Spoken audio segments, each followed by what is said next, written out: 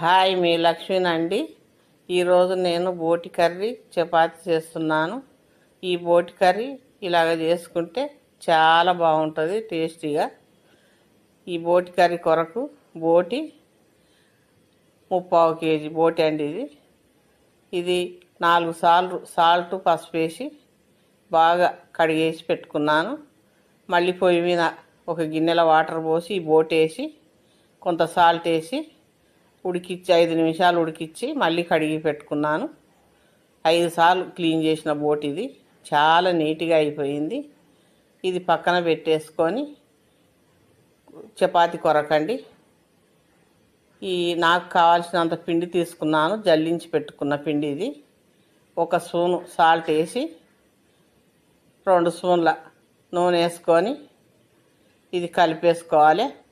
మీకు ఎంత పిండి కావాలంటే అంత పిండి తీసుకొని దానికి తగ్గట్టు సాల్ట్ నూనె వేసుకొని ఇలా కలుపుకొని వాటర్ పోసి మరీ గట్టిగా కాకుండా మరీ మెత్తగా కాకుండా కలుపుకోవాలి. ఇలా కలుపుకున్న పిండి చాలా సేపు కొంచెం నలిపి కలపాలండి. ఇది మూత పెట్టేసి పక్కన పెట్టేద్దాం. పొయ్యి మీద ఒక ప్యాన్ పెట్టి 1 స్పూన్ గసాలు వేసి కూర కొరకు ఇవి వేయించుకొని మిక్సీ జార్లో వేసేసుకొని 2 స్పూన్ల కొబ్బరి పొడి వేసుకొని ఇది మిక్సీ పట్టుకొని పక్కన పెట్టుకుందాం. ఈ కొబ్బరి గసాల పేస్ట్ వేస్తే చాలా టేస్టీగా ఉంటుంది కర్రీ. పొయ్యి మీద కుక్కర్ పెట్టి 4 స్పూన్ల నూనె వేసుకొని సన్నగా కట్ చేసి పెట్టుకున్న ఉల్లిగడ్డలు 3 ఇవి వేసేసుకొని కలిపేసుకొని 1/2 స్పూన్ పసుపు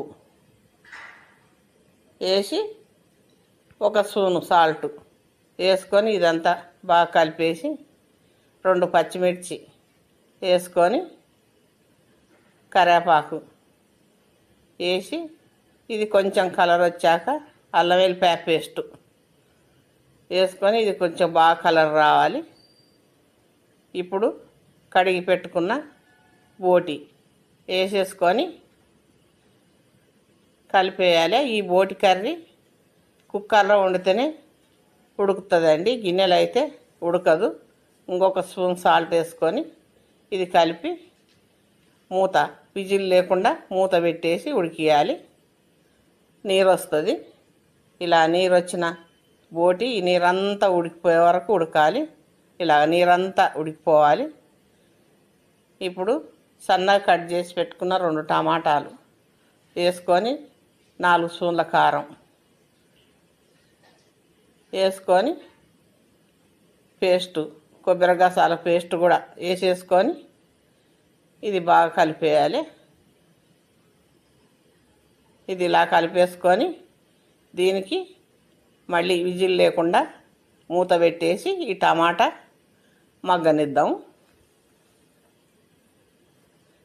ఈ టమాటా మగ్గిపోయిందేమో చూద్దామండి. ఇలాగా మంచిగా మగ్గిపోయింది.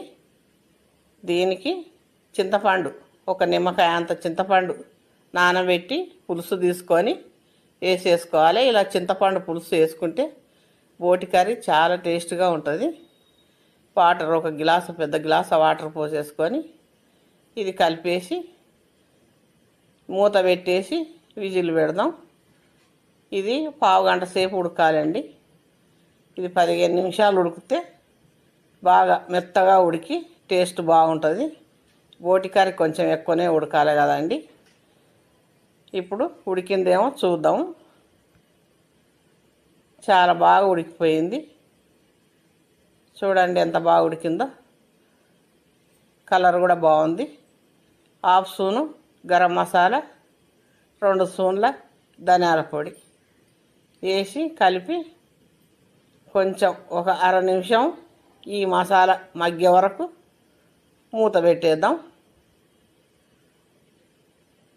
తర్వాత మూత తీసి పుదీనా కొత్తిమీర వేసేసి ఇంతేనండి, అయిపోయింది కర్రీ. ఇలా చేసుకున్న కర్రీ చపాతి చాలా టేస్ట్గా ఉంటుంది.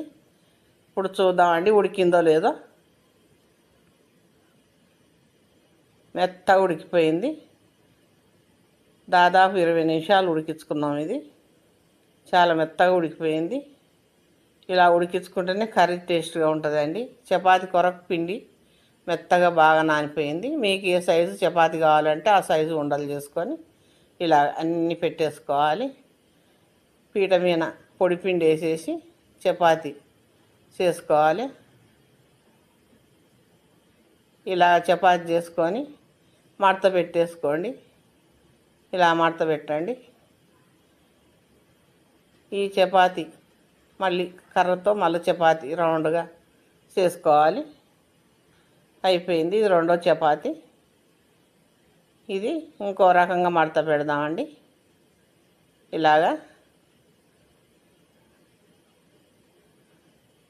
ఇలా మడత పెట్టేసుకొని ఇది కూడా చపాతి కర్రతో మరీ గట్టిగా నొక్కకుండా చేసుకోవాలి. ఇది అయితే రౌండ్గా అయితే రాదు, కొంచెం పలక మోడల్ వస్తుంది. ఇలా చేసుకోవాలి. ఇంకా మూడో చపాతి, అది కూడా చపాతి చేసుకొని ఇలాగ సన్నగా మన రోడ్ లేక చుట్టుకుంటూ రావాలి. ఇలాగ అంతా చుట్టేసుకొని దీన్ని రౌండ్గా చేసుకోవాలి. ఇలా రౌండ్గా చేసుకొని మళ్ళీ పొడి పిండి వేసి బాగుంటాయి మెత్తగా. అన్ని చపాతీలు చేసుకున్న తర్వాత పొయ్యిన పెన్నం కాలిపోయింది. ఈ చపాతీని పెన్నం మీద వేసేసి ఇలా ఒక సైడ్ కాలనేయాలి. రెండో సైడు తిప్పి కొద్దిగా నూనె అటు ఇటు నూనె వేసుకొని కాల్చుకోవాలి. చూడండి ఎంత బాగా పొంగుతుందో. ఇలా కాల్చుకున్న చపాతీ ఇది తీసి పక్కన పెట్టేసుకొని మళ్ళీ ఇంకొక చపాతీ, రెండో చపాతీ అండి, పలక మోడల్ చపాతీ కాల్చుకుందాం. ఇది కూడా కొంచెం కాలనిచ్చి మళ్ళీ ఇటు సైడు తిప్పి నూనె వేసి కాల్చుకోవాలి. ఏదో ఒక రకంగా మడత పెట్టుకుంటే ఇలాగ పొంగి రోజంతా మెత్తగా ఉంటాయండి చపాతీలు, దూది లేక. మీకు ఇష్టం వచ్చిన మడత ఏదన్నా ఒకటి పెట్టుకోండి. ఈ చపాతీ కూడా తీసేసి మూడో రకం చపాతీ కాల్చుకుందాము. ఇలాగ ఈ చపాతీని కూడా కొంచెం కాలం ఇచ్చి తిప్పేసుకొని మళ్ళీ కాల్చుకోవాలి. కొంచెం చపాతీ కొంచెం కాలితే పొంగుతుందండి. ఇప్పుడు నూనె వేసుకోవాలి.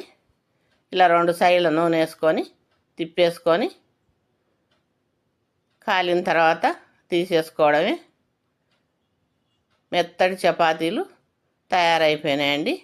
నేను ఇప్పుడు ఈ చపాతీ పొరలు పొరలు వచ్చింది చూపిస్తానండి. చూడండి ఎంత బాగా పొరలు పొరలు వచ్చిందో. చాలా మెత్తగా ఉండి పొరలు పొరలు వస్తుంది. మీకు ఇష్టం వచ్చిన మడత పెట్టుకోండి. ఇదిగో ఇట్లా మెత్తగా ఉంటాయి. ఇప్పుడు నేను మా అబ్బాయికి ఈ బోటి కర్రీ చపాతీ పెట్టేస్తున్నానండి.